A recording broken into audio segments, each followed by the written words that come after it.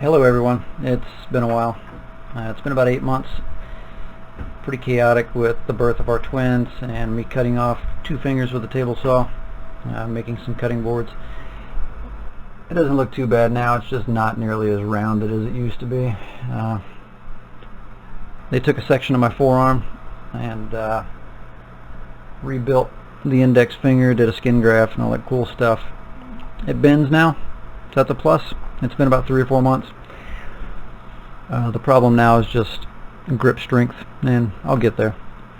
So here we are at it again. I've been extremely busy with work and the twins and my fingers and everything else, but now today I'm going to try to sit down and do a video of a power bank that I made a little while ago, battery box, whatever you want to call it, electronic charging box. It's great for when you go into the field for a week or so and you need to charge some phones or any other type of electronic devices, anything that would be powered by either between 5 and 16 volts.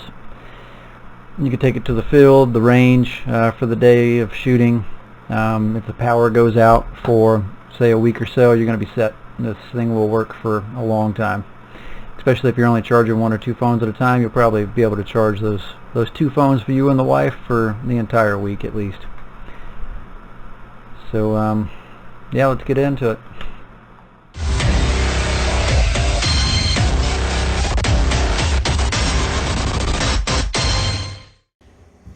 Hey guys, I'm going to briefly cover this battery pack. It's 100 amp hours. I ended up using 18 650 batteries. Right here you can flip it up and turn it on for charging 1 cell phone or any USB.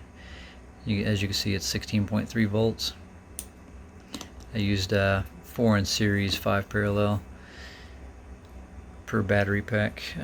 This switch right here, as you can see, it illuminates 2 more USB ports, and it also turns on these 2 USB ports on this side as well. And then if I turn on the bottom one here, it makes these 2 live. These 2 posts right here, you can hook up whatever you want to, like an LED light strip or whatever.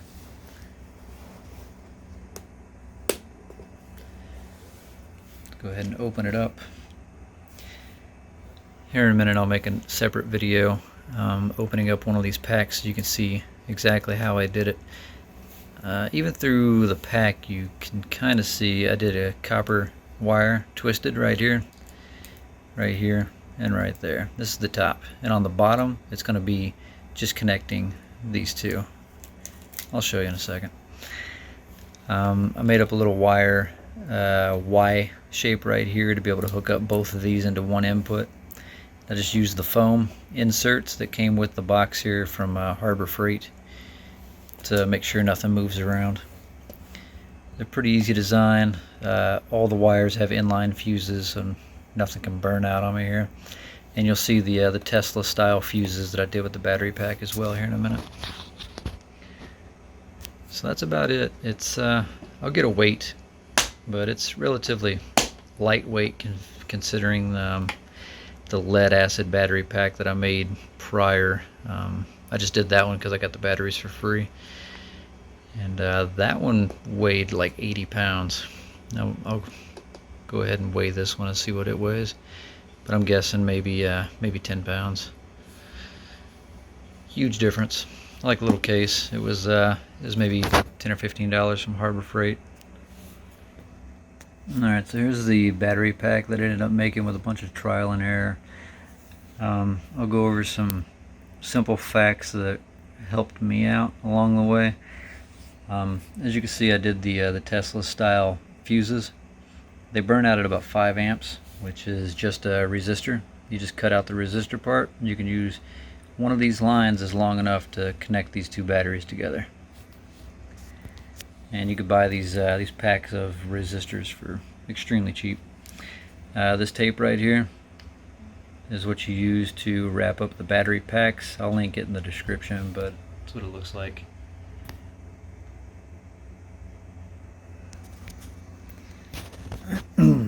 So another problem I I couldn't really figure out how to wire up starting out was the balance leads. I'll go into that here in a second.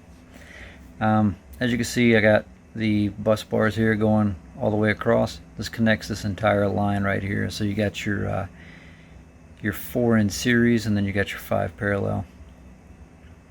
So in series you got negative versus positive, or negative connected to positive, and that bumps it up from the 3.7 amps to about right now I think it's setting at like 16.4 volts. So 3.7 volts to 16.3 or 4ish volts. And then it just, in the parallel right here, makes the pack, more and more powerful. Not the voltage wise, but it'll last longer the more batteries you have in parallel. The amp hours, that's what I'm looking for, or milliamp hours, I guess.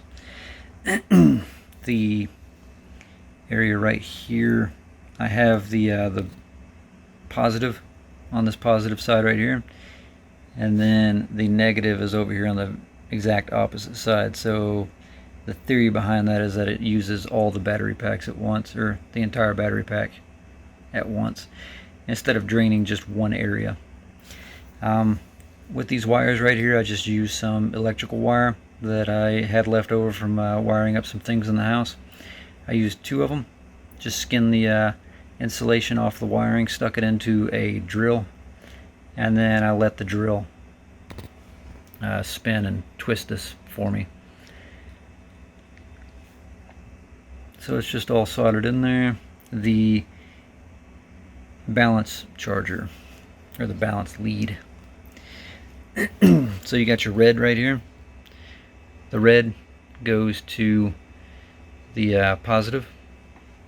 The negative right here on the far side. So you got positive one on one side, the negative on the other. That negative is going to go all the way over here to the very last battery.